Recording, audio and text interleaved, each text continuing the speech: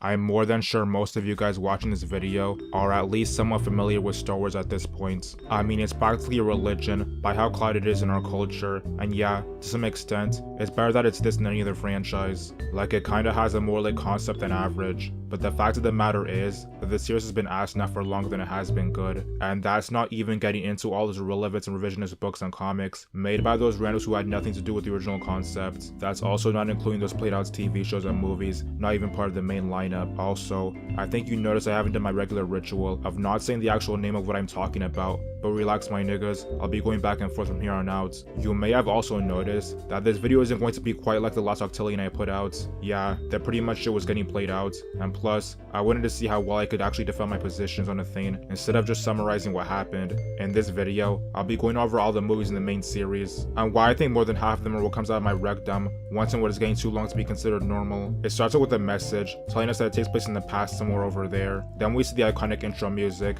and more text telling us about what's going on in the sky. So some rebel terrorists have confiscated important material relating to weapons of mass destruction, and it's up to the lawful government to retrieve them before they're sent to a certain princess who's from a successionist planet. Then the movie actually starts, and we see some randos engaging in jihad, with some guys dressed up like robots. Now this is actually a pretty good opening sequence, like it throws you right into the middle of a conflict, so it's kinda interesting to see what happens, even if you don't know the random bows getting put on shirts. And at the same time, they already gave their exposition in the beginning of the movie, so you don't have to worry about them talking about it too much at this point in the plot we're at. Then it comes down to one guy getting all the bums out of the way, because their contracts aren't as long as his, and he gets the princess caught up too. Before she goes out, she's able to give the message out to a robot, so it goes to some other guy called Obi Kenobi. The way Darth Vader looks is pretty cool, as we all know, but not giving him a face really makes him seem more lit than he probably would have been otherwise. Two robots manage to abandon their allies before they face any consequences for sedition. They end up on some boring lame-ass desert planet where they do nothing for a minute. This is easily the lamest part of the film, and if they had stayed on it for too long, I'm not sure I would have even felt like watching other movies. I mean, personally, I don't really like desert settings, I guess. R2 and the Dweeb aren't strong enough as characters to keep you interested, at least at this point.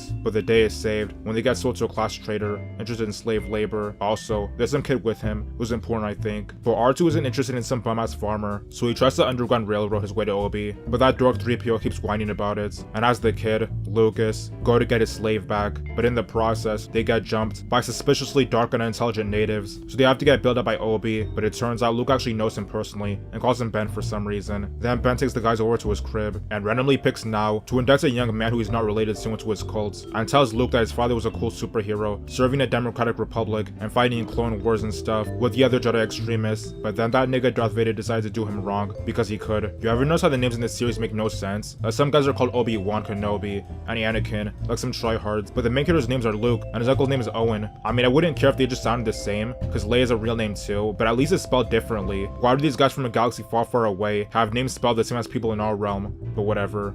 In another scene, some generals are arguing about something when Vader shows up to whip his dig out, and for some reason, it looks like some guys doubt his abilities because one of the generals starts running his mouth before getting force choked. But why though? Like, if Darth Vader has really gone across the galaxy smoking all these blunts, how could top officials in the government not know the force is real? Maybe I would let it slide if Darth Vader was just the Emperor's personal slave or something, but he's legit given command over the army, so surely the other generals would have had to work with him or something. So Obi-Wan wants to go to the successionist planets, but Luke has no reason to oppose the Union until, of course, he finds his aunt and uncle have been turned into Pax. Don't worry, it's not because of the terrorist natives, because as Obi points out, they're too racially inferior to be capable of such accuracy. And these last points, too accurate for sand people.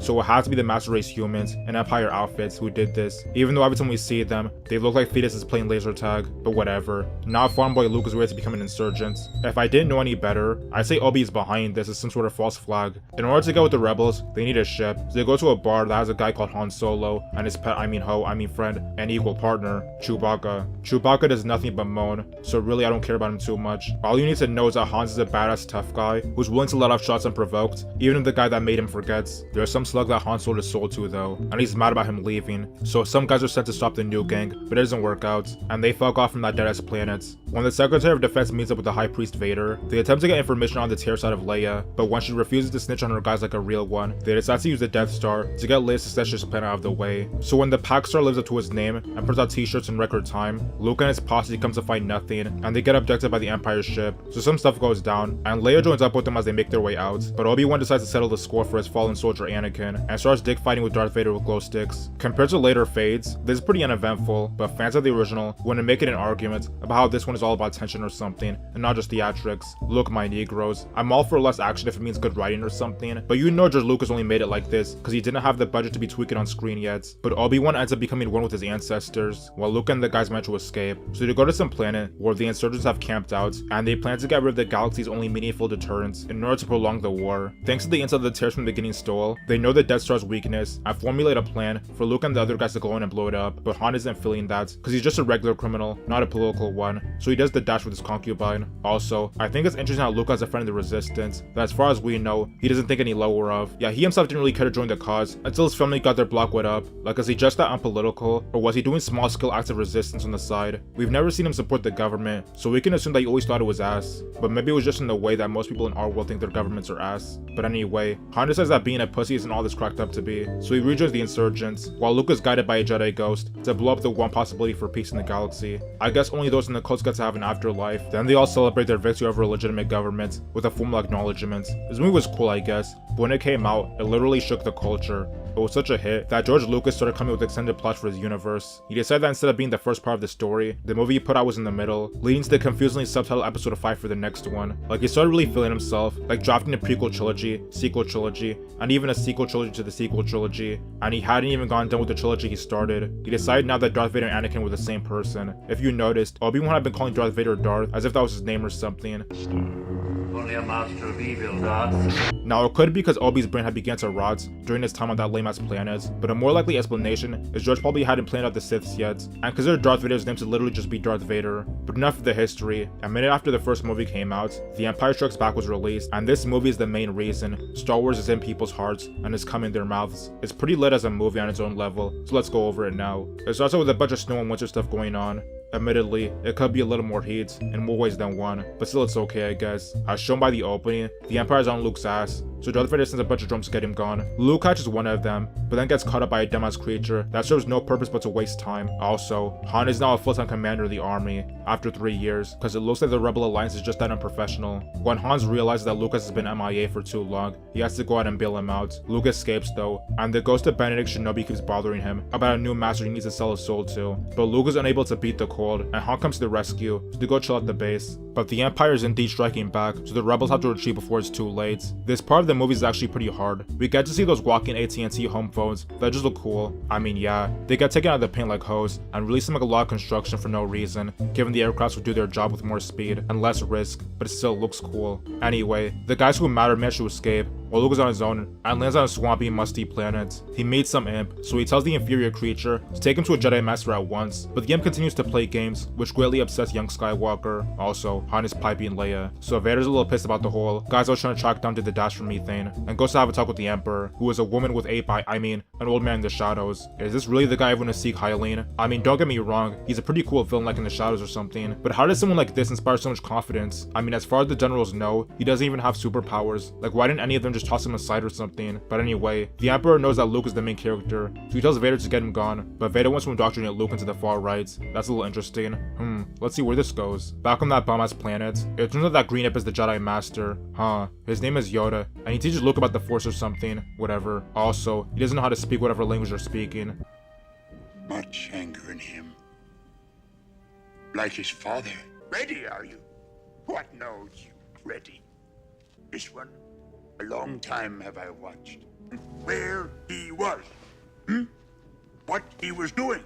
Like, nigga, you're old. There's no way all the guys around you haven't given you enough to pick up on. He tells Luke that it's the dark side that's full of overly emotional whiners, and that he has to control his anger, as seen by some vision that says he'll be Darth Vader if he doesn't. Okay, by itself this is cool, but if that's the case, then the first movie looks kind of weird in that regard, don't you think? Like, Luke sees his family get mixed with the gas right in front of him, and is not really in danger of the dark side, but just because he's been chased around by the government, he wants to dismember Darth Vader now. What did he really learn about what the Empire was doing these 3 years? Because we the viewers still haven't. It's not just the attitude, it's more the reaction to it. Obi-Wan Obi-Wan never really had to calm Luke down from seeking vengeance, but not battle-hardened Luke is ready to kill whoever gets in his way. Like I said, for the movie's narrative alone, it makes sense, so I'll let it go. So there's a shortage of public servants that are their ass at their job, because Vader has to outsource fighting some of the biggest threats in the galaxy to some private detectives. This one in particular, named Boba Fett, made come as common as water for some reason. I guess because he looks mysterious or something, but personally, I just saw a bum who can't find the time to change his clothes. I mean, the faceless look is heat, I get that. Like, there are holes in it and everything. What, he's battle weary? The nigga changed. But don't worry, he's a super genius. So he manages to find where Han, Leia, and the rest are. So Han and Leia go to some planet, looks pretty lit, despite years of Empire rule, and it's owned by a Negro, who seems to know Han personally, named Lando. During their time there, they come across some weirdo occurrences, like C-3 being ripped apart, and Lando doing too much. Despite not really trusting him, Han stakes all of his safety on him. Oh wait, he sold him out. Man, it's almost like the main characters literally saw this coming. I don't trust Lando. Well, I don't trust him either. So Vader shows up to press them, so he can get Luke to pop out. Then he has Lando take them to some place where he plans to freeze Luke. So to test it out, he does Han dirty and lets Boba have him, because he works for that slug guy that Han belongs to. I guess Lando has a conscience though, so he gets sick of being a double agent and tries to help the rebels. But then he gets cut up too. When Luke finally gets there, he has to throw hands with Vader, but in the struggle, the other guys get free and manage to piss off. During this famous fate for all ages, Darth Vader mutilates Luke and tells him that Obi-Wan was capping about what happened to his father, because he is indeed his father, but everyone in the Western world was born with this knowledge by the mid-80s, so it doesn't really have the impact that it used to. Apparently, back when this movie came out, the audience thought it was so unbelievable, so the general consensus was that Vader was capping. Honestly, it makes sense though, like why he wants to radicalize Luke instead of just murk him. So he tells his son that he can get the Emperor out of the way and rule the galaxy together. So what exactly is he loyal to the Emperor for again? Like, is he OP or something? Apparently not, if some random Jedi can take him out, but Luke refuses to be a right-wing dictator and tries to jump, but he gets saved by Leia, and they look onto all the L's they took in the last 2 hours. The best part of the movie, they managed to tell a full story while also requiring the viewers to know more. I know that sounds simple, but trust me, it's easier said than done. Another thing about this movie is that Luke takes a relative backseat compared to the others, at least when dealing with other characters. Like, he only really interacts with the rebels at the beginning, Yoda, and the Ops at the end. Even though he's the main character, there isn't a better character they could have done this to. As the main character, he's kind of a blank slate, not to say he has no personality, but the audience is generally supposed to resonate with him, so making him too forceful in some regards would probably alienate them. In contrast, we have big dick individuals like Han Solo to represent the good guys in their interaction with the bad guys. It's Han who spends more time talking to the other rebels and making plans with them, and confronting the guys trying to hunt him or sell him out, because Han is necessarily a character driven by his personality. While Luke has a personality, at this point, is mainly in reaction to other people, or an abstract concept of having to save niggas, while Han has his own personal motives, such as getting Jabba off his ass, or keeping his new wife safe. He's a character who both reacts to what's happening around him, and also whose forceful personality entices others to action, like Lando, who all of a sudden decides that being a snake is actually pretty lame. This contrast between Luke and Han brings a whole new dynamic not seen in the first movie, and is part of the reason I find it better than the original. In fact, it's commonly considered the best movie out of the 9, which means by default, the rest of the movies will be worse than this one. But could you believe that George Lucas actually thought this was trash or something? Wonder why? Oh. Who cares? He leases intellectual property out to other guys, who sometimes know what they're doing with it more for some reason. So the final movie in the trilogy is about the heroes needing to stop the new Death Egg on some lame-ass planets. It starts out with Darth Vader meeting with some guy, because the Emperor's gonna come to check on the Death Star this time around. I guess letting the bumps handle themselves wasn't such a winning strategy. Then it cuts to Luke, now Jedi Master, after a year of not really having anyone to teach him anything, but whatever, it had to happen. And he tries to get Han back by pretending to be a slave trader to Jabba. He sends R2-D2 on C-3PO to be there in exchange for Han, but Jabba refuses, takes them anyway. To make things more complicated, Leia comes in pretending to turn Chewbacca, but then she tries to rescue her husband, and they both get caught. Now Leia's down worse than she's ever been or ever will be in her entire life. So Luke instantly asks for his friends back, and Jabba's not going, and tries to have him disappear. But animals don't matter in the Jedi Code, so he gets the monster in his blunt. Then Jabba tries feeding them to an Alaskan bullworm, but Lucas looks pretty cool for a scene there. Leia writes her own Emancipation Proclamation, and Boba Fett goes out way too sad for any conceivable fandoms he centered around him. Once again, the game splits up, with Luke going to meet Yoda, while Han and his posse go to meet the rest of the insurgents. Out of the 3 movies so far, this has been the weakest. The idea of having to save Han is cool, but I really hate Jabba. Not just as a person, but as a character. He's ugly. Also, he doesn't really do anything, besides act like a tryhard kid you have to babysit. Watching his metamorphosis into a pack is quite fun, but not in a, yeah, the bad guy got what's coming to him, but more like a finally this fucking weird is off the screen. And for the biggest crime boss in the quadrant, his hall shoulders look lame. It's just a bunch of alien girls dancing, in front of guys who look like they want to jump. This looks like the underworld, where the unheroic people go after they die, in Greek mythology or something. Not the hideout for some super clouded crime boss. But after that, the whole plot has been resolved, and it cuts back to the government, and we see the Emperor, who's now a weakly old man, just as he's always been. I have to say, I'm a little confused about this whole character. On one hand, he's like one of my favorites in the entire franchise, because I really like OP fossils that run shit, like Frieza and stuff. But on the other hand, he kinda has no reasons for existing. I get that he's the guy who taught Vader, and is somewhat powerful, but unlike Fridge, nobody actually knows he's powerful besides Vader himself. I mean, maybe some losers in the comic know, but this is the movies we're talking about, so those don't count around here. If they had made him a little more inspiring materially, like maybe had him dress flashier, or had him preach dark side ideology as a cult among the government or something, maybe I could see it, but this guy is not charismatic in any way. It would have made more sense to keep him in the back, running the galaxy from behind the scenes, with Darth Vader or Tarkin being the nominal authority. But hey, what would a nigga like me know about writing a story? So Vader meets with the Emperor to discuss the Death Star, and also how Vader doesn't have to get on Luke's ass, because Luke is coming to him, just as the Emperor always foretold, you know, like the time he had to be convinced to let him live in the last movie. But anyway, Luke gets to the planet where Yoda is, and the Emperor's on his last legs, because centuries of letting the galaxy fall into decay have taken its toll on him. He tells Luke that Vader is his father, and that wasn't Cap, and he fades away because he gets to. Then the ghost of Benjamin Kenobi tells Luke that Vader came in his mom, but he tries to use Weasley language to defend his falsehoods from the first movie, being all like, it's okay, because in a way, Vader did kill your father. Your father was seduced by the dark side of the Force. He ceased to be Anakin Skywalker and became Darth Vader. The good man who was your father was destroyed. So what I told you was true, from a certain point of view.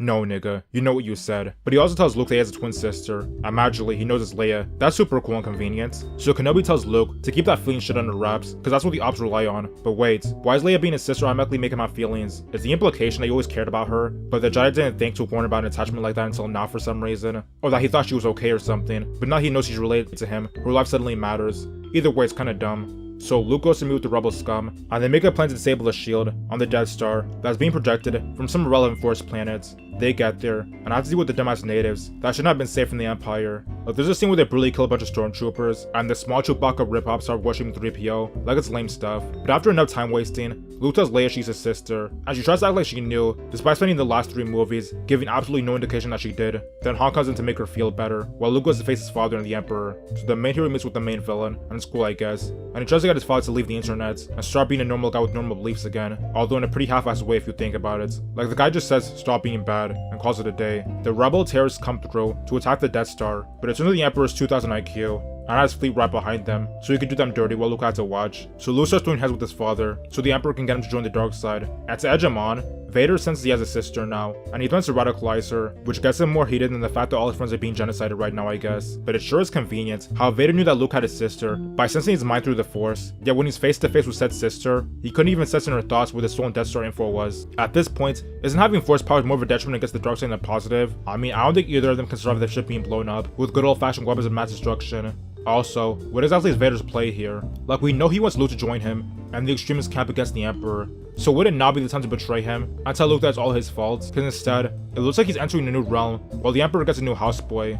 But Luke refuses to follow his father's footsteps, so the Emperor gets into feels that he couldn't foresee that, and starts doing Luke cut with the lightning. Oh yeah, back on the planet, Han and Leia are working to bring down the shield, and they do. Okay, that's cool. So Vader sees his son getting hit by his owner, and that's about as much as he can take, so he picks up the Emperor, who has apparently lost all feeling in his lower limbs, and drops him like a hoe in some pits, which I guess gets him put on his shirts, but in the process, Vader also got hurt, so Luke stays by, because now after doing one good deed, his decades-long streak of evading a genocidal, authoritarian state is wiped clean, he gets to see his father behind the mask, and all of a sudden his voice changes. Like, I don't mean as a different compression, like his voice literally changes that of a different man. I guess that's what they get for casting a voice actor who doesn't fit the racial bill. So Anakin gives Luke some final words before he moves on to the next dimension, and the rebels are able to blow up the Death Star once and for all, and they celebrate with inferior creatures over the corpses of enemy soldiers. Like, seriously, I can't tell if those are just helmets or they're actually skulls inside. And the movie ends with Luke watching the ghost of Jedi's cooling, knowing they all did next to nothing to stop the tyrannical government. I know I skipped a lot with this one, but honestly it didn't matter. The love struggles between Han and Leia were kind of played out at this point. It's the 80s, so she had to get with somebody, and that whole Luke thing couldn't go, because now they're related. But the point is, this movie was definitely a step backwards. I wouldn't call it trash, because that whole scene with Luke, Vader, and the Emperor was cool, but that's all this movie really has going for it. The 2 main planets that the movie takes place on are mostly ass, with any interest laying on already established characters, compared to Classy from the last movie, which introduced an actually enticing future ally. You can start to see why my title is what it is, because if in 1983 you're already falling off, what does that say for the next 30 years? But yeah, that was the original trilogy. In case you hadn't noticed, it just started at episode 4. But wait a minute, what about episodes 1, 2, and 3? Yeah, what about them? Well, for 16 years, niggas just had to sit on their dicks and wonder what the rest of the series was, because George couldn't be asked to write the story yet. Not that he had to, because by the time the first prequel came out in 1999, the international community wished that he hadn't. The next movie, Episode 1, starts out with a guy called Qui-Gon with his apprentice, a young Obi-Wan, as they navigate the plot, generally doing nothing of importance. It starts out with the Jedi being sent to resolve the trade disputes with some merchant heathens, because I guess the Democratic Republic ties itself intrinsically with the religious cults. The merchants are mad they aren't getting money or something, so they do the most to block trade to a specific planet called Naboo. Despite having their own motivations for this, they are being instructed by the Emperor from the last movie, but as of now, we're calling him Darth Sidious, and he tells them to get the Jedi gone, so a fate ensues, but luckily, our uninspiring heroes are able to escape on one of the merchant's ship, so the queen of the planet that the merchants are blockading tries to call him up, see what's what, and he tries to act like he doesn't know what's going on. Then the queen has a talk with Insidious, but his real name is Palpatine, and he's a senator. So the senator and the queen are from the same planet, and they talk about the merchant threat some more. So the Jedi land on Naboo, and Qui-Gon makes the grave mistake of saving the lamest nigga in the entire franchise. I don't know why this bum exists. They say it's for the kid fans or something, but why are kids watching a movie where people are getting dismembered like it's a war zone? Oh, but that's right. Star Wars is for children after all. You know, it's hard for people to realize, and I'm not supposed to say this, and I wasn't supposed to say it then, but, you know, it's a film for 12-year-olds. Anyway, his name is Jar Jar Binks, and he has a lame design with an even lamer voice. He's supposed to make you laugh by his ineptness, but it makes you consider ending it all instead. I don't have too much to say about him, because everyone else has already said what needs to be set up, and also, the merchants invade the planet, so that's cool. To help this poor defenseless planet, Qui-Gon asks Jar Jar's people for help, because they're the inferior native population, but they refuse because they live underground, so all those weak-ass humans that require sunlight can go choke on a chode for all they care. So then they go to rescue the queen, who turns out to not be who we thought she was, I guess, and her name is Padme. They go to the capital planet to ask for some bailouts. Also, they get helped by R2-D2, that's cool. But they took some dents trying to come in on Luke's Jedi's homeworld in order to get some fuel. All the guys there are useless, but they meet with some slave woman and her son, a young Anakin, who has a lot of midi-chlorians, whatever that is. They tried to make the Force some bacteria or something. It didn't work out. In fact, they were so off at being when they wrote this. They even thought they could get away with biting the New Testament and making Anakin a virgin birth or something. But anyway, Anakin is some kid who likes racing, and is also a super programmer, because he birthed 3PO, something they never talk about after or before this. But anyway, Qui-Gon has him win a race, so they can get some fuel to leave the planet and win his freedom. And what do you know, he wins, so that's cool. But not cool, because the senator is back on his unclean spirit shit, and tells the Sith apprentice to go attack the Jedi.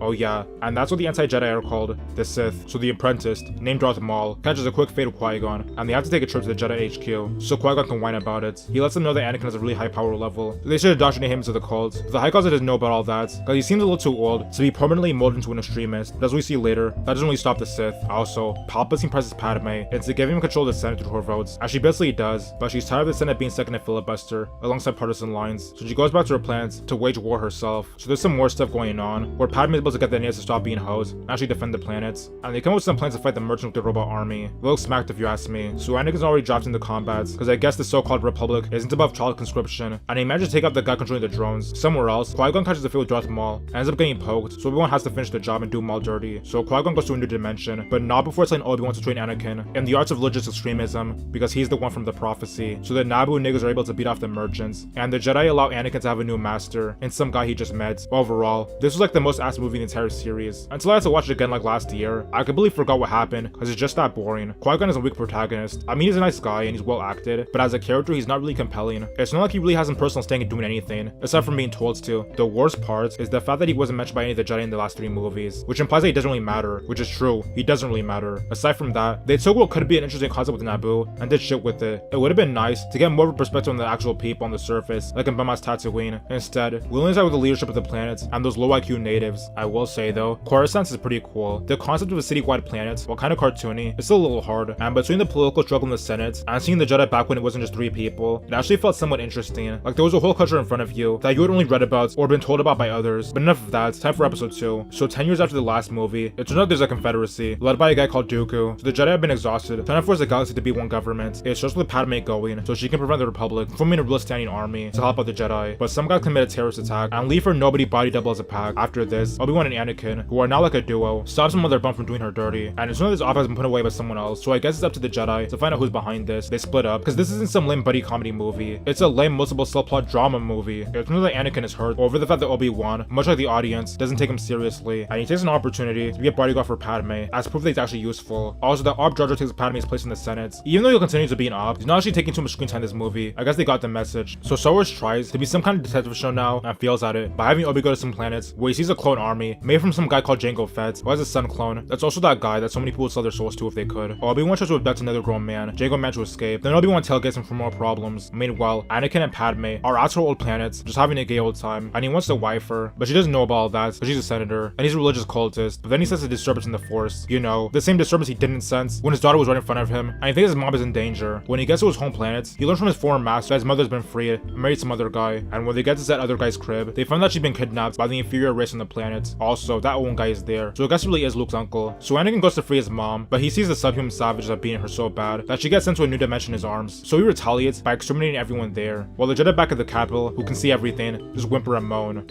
Are we supposed to like the Jedi? Because so far, they've done next to nothing that actually matters. How do they have like 10 years to indoctrinate a kid, and he's still psycho enough to kill a village with everyone in it because they did his mom wrong? I know bums on Twitter who wouldn't retaliate if you spit in their face might say they do this for their families, but it's not like they actually would. They're just talking tough. After this, Anakin takes his mom back to be buried and tells Padme what happened, and upon learning the man she previously turned down is a mass murderer, she moves to be closer to him. Cool. So in less annoying news, Obi-Wan has tailgated Jango to a new planet, where he learns that Dooku and the merchants are behind the Civil War, and also that one merchant is still been on a ship over the first movie, and that's why he wants Padme gone. So he sends a message to Anakin and the other Jedi, but he gets caught up, and they both go separately to bail him out. While this is going on, Jar Jar moves to his mandatory update for the movie, and makes Palpatine the undisputed Führer of the Senate, because they're about to be in war, and they also approve the clone army, so that's whatever. Anakin, Padme, and the robots go on some boring quest to find Obi-Wan through the planets, and it's some time-wasting scheme where they have to avoid getting crushed, and haha, C-3PO gets taken apart, like always, and it's totally not played out by now. Eventually, Anakin and Padme end up with Obi-Wan, and they have to throw hands with some animals, but then the Jedi pull through, and there's a massive fade, with hands with Jango be put in the news in front of his son. Then Anakin and Obi throw hands with Dooku, who it turns out used to be a Jedi, and was even Qui-Gon's teacher. He ends up mutilating Anakin, but Yoda comes to save the day. So Dooku turns into the Sith are running shit, and manages to escape, while he meets up with Darth Insidious to celebrate plunging the galaxy into an unnecessary conflict, with the Republic not having a clone army, while Anakin marries Padme in the cuts. Even though it was pretty lame, it was still a step above the last one, which was just irredeemably ass. This one does a better job of setting the stage for the main trilogy, in a way for it to contain its own interesting story. I mean, that doesn't stop it from having boring moments and weak characters, so still it's an L movie, thankfully. The one after actually restored the feeling. Episode 3 is actually the best movie after episode 5, and if this is ended here, then technically, it still would have been at least half good with one okay movie, and this video wouldn't have been made.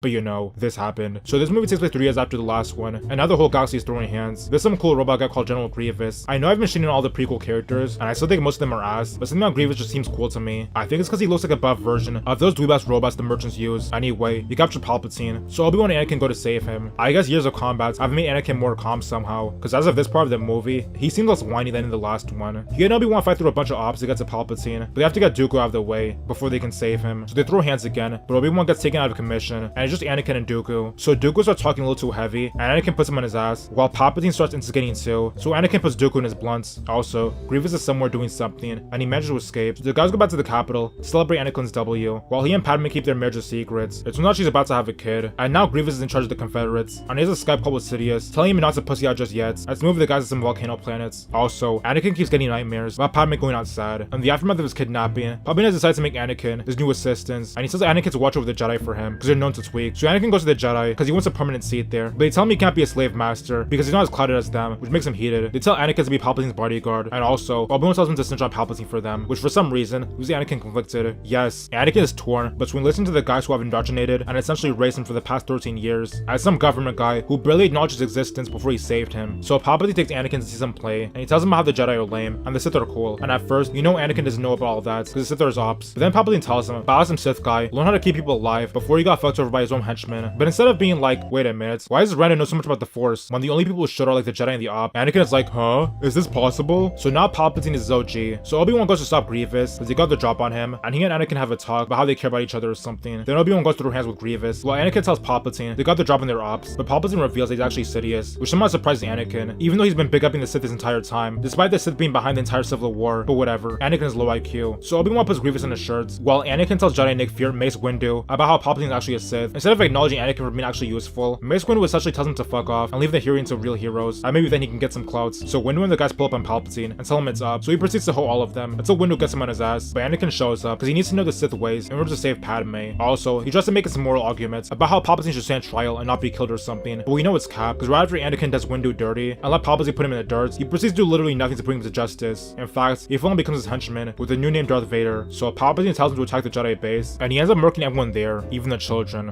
Okay. It was bad enough that he killed a camp full of women and children because some of the guys did his mom wrong, but Anakin legit killed people he's known for years because of something he's been offered and hasn't even gotten yet. Palpatine also tells the clone troops to get the Jedi out of the way, which results in genocide across the galaxy. Obi-Wan and Yoda survive and get blooded by some senator. Also, after torching his own niggas, Anakin tells Padme with a straight face that the guys that have been protecting them for the past 13 years trying to take over the government and expects her to take it at face value. Then he goes to some planets where their main confederates are and puts them all in the news, so Palpatine tells the Senate to instead he'll take over, and the sheep continue to worship their shepherd while the real-life senator and Padme are hearing it. I get that this scene is supposed to be a historical metaphor on how these dictators came to power in the real world, but some things are adding up, like why does the Senate so readily believe Palpatine over the Jedi, who weren't explicitly shown to be unpopular in the past? If they were, this would make more sense, but as it stands, it's just dumb, and Palpatine isn't even relying on any ideology or even promises. Like, he's just saying he'll keep the stability, but this would mean a lot more if there was any reason for people to be inspired by him. I mean, he's not like a capable military leader as far as we know, and from what's been discussed, has changed conditions for either the people or the guys in the government, so it's hard to see why so many people have been drawn to him for all these decades up to the original trilogy. But anyway, Obi-Wan and Yoda see that Anakin doesn't end when the temple dirty. Then Obi tries to tell Padme what her husband did, but she isn't trying to hear it, and she goes to visit him on her ship while Obi stows away. When she gets there, Anakin has become a full-fledged tryhard and gets heated when he sees Obi-Wan, even though Padme didn't know he was there, so he chose his wife out and tells Obi that after one short day, he's decided that the guys spent most of his life with are evil, and they throw hands in an iconic scene. Meanwhile, Yoda throws hands with Palpatine, but eventually ends up on his ass and has to retreat. After a long fade, Anakin gets cut in half and left to burn in a volcano, while Obi-Wan talks about how Anakin fell off, but before he can become a pack, Palpatine comes to bail him out and puts him in the robot suit we all know. He also tells Vader that Padme isn't his blunt, which is cap, because she's somewhere else giving birth, and it turns out they were twins, with one going under the cool senator, and the other living with Anakin's stepbrother. But why? Why is this kid, they're trying to keep a secret from his father, being caught by people he knows on a personal basis in his hometown? Also, why can't he use his ass-pull sense to know that his wife lived past the volcano planet, or that he has kids? Either way, I'm not too mad at it, because the movie genuinely heats. Aside from Anakin's bad acting,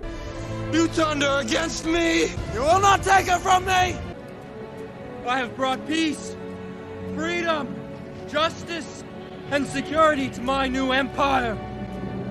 Your new empire?